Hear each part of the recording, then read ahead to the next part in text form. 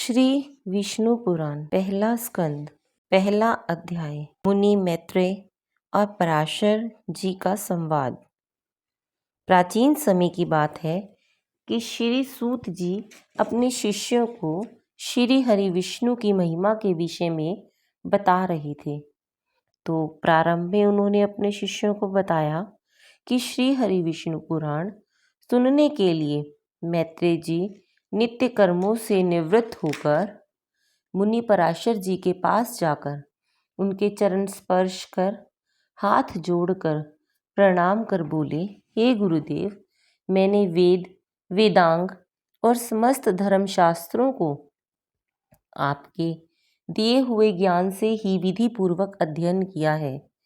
गुरुदेव, आपने मुझे समस्त धर्मशास्त्रों व वेद वेदांगों का ज्ञान तो दे दिया है, लेकिन गुरुदेव, मैं आपके श्रीमुख से यह सुनना चाहता हूँ कि इस जगत की उत्पत्ति कब हुई और आगे भी इस जगत की उत्पत्ति कैसे होगी। यह संपूर्ण जड़ चेतन किससे उत्पन्न हुआ है? यह सब अब से पूर्व किसमें लीन था और आगे दूसरे कल्प के आरंभ में किसमें लीन हो जाएगा?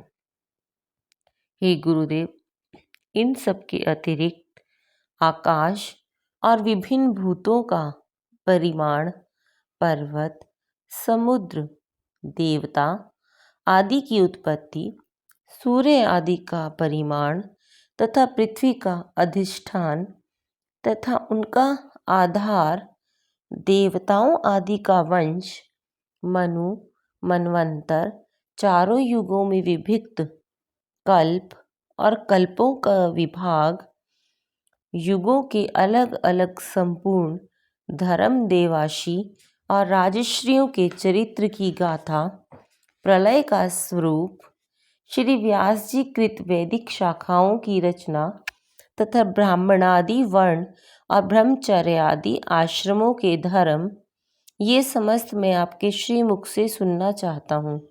गुरुदेव, आप मुझे इस विषय में ज्ञान प्रदान करें।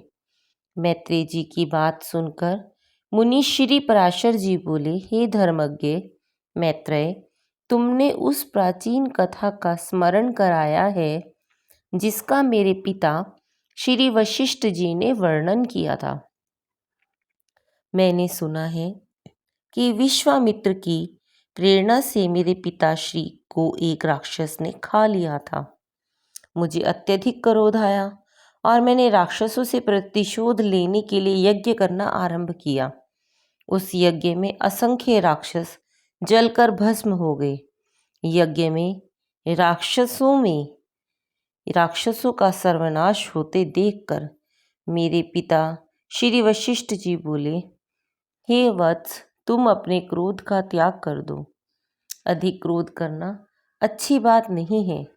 मेरी ये विधि का विधान है, इसमें राक्षसों का कोई दोष नहीं है। तुम्हारे पिता के भाग्य में यही सब होना कुछ लिखा है। क्रोध तो मूर्खों का आभूषण है, विचारवानों को क्रोध कैसे आ सकता है? क्रोध करने से तो मनुष्य के सारे ज्ञान व गुण भी क्षीण हो जाते हैं। क्रोध करने से मनुष्य के लोक व परलोक दोनों खराब हो जाते हैं। ज्ञानवान मनुष्य को कभी भी क्रोध शोभा नहीं देता है। कोई किसी को नहीं मार सकता। मनुष्य को अपने किए हुए कर्मों का फल भोगना पड़ता है।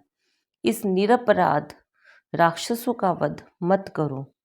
इनका वध करने से तुम्हें कोई लाभ नहीं होगा। हे पुत्र, साधुओं का धर्म रक्षा करना है, क्षमा करना है। हे पुत्र, साधुओं का धर्म क्षमा है, क्रोध नहीं है। तुम अपने इस यज्ञ को तुरंत समाप्त कर दो। पितामह श्री वशिष्ठ जी की ज्ञान भरी बातें सुनकर मैंने उसी क्षण यज्ञ समाप्त कर दिया। यज्ञ समाप्त करते ही मुनि वशिष्ठ जी बहुत प्रसन्न हुए। उसी समय वहां पर ब्रह्मा जी के पुत्र पुलत्स्य जी आए। हे मित्रेय, मेरे पितामह श्री वशिष्ठ जी ने उन्हें अर्घ्य दिया। फिर पुलत्स्य जी ने आसन ग्रहण किया और मुझसे बोले, आपने मन में राक्षसों के प्रति क्रोध होने पर भी तुमने श्री वशिष्ठ जी के कहने से राक्षसों को क्षमा कर दिया, इसीलिए तुम संपूर्ण शास्त्रों के ज्ञाता हो जाओगे।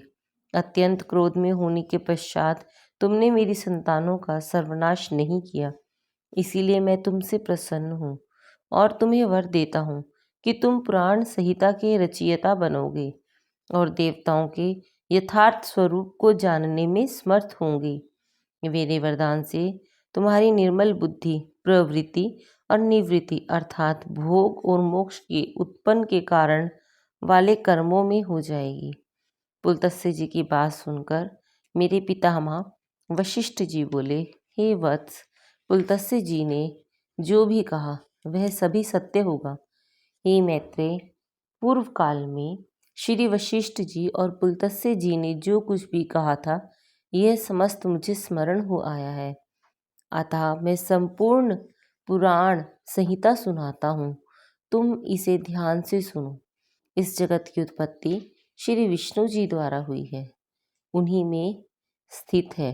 प्रभु श्री हरि विष्णु जी ही इसकी स्थिति तथा लय के करता है, तथा वे ही जगत और जगत वे ही हैं। इस प्रकार प्रथम अध्याय समाप्त हुआ।